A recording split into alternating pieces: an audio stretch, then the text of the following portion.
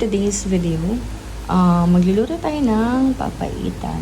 So, ayan yung gagamitin natin. It's baga, tuwalya.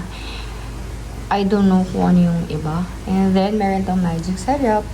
Then, lalagyan natin siyang pampaasim, sinigang mix. And then, ito yung tinatawag nilang pait. And then, meron tayong ginger, onion, and garlic, tas siling beans. So, hindi natin siya isa-slice kasi baka umangha. So, tara, luto na tayo. Isa na tayo ng garlic.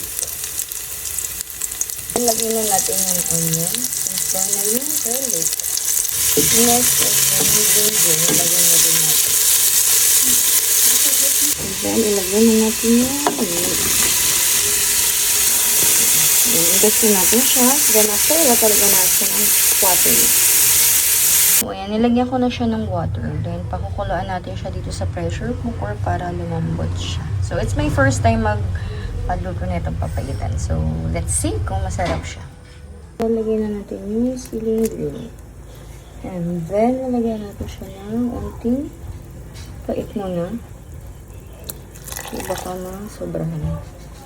So, untayin lang natin siyang kumulo. Then, lalagyan na din natin siya ng magic syrup. Kulain muna natin ulit siya.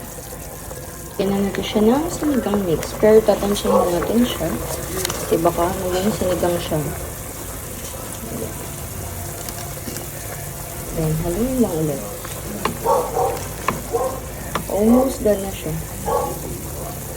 Ng ating papaitan. Ayan na ang ating food for today. Yan ang ating brown rice. Tara, kain!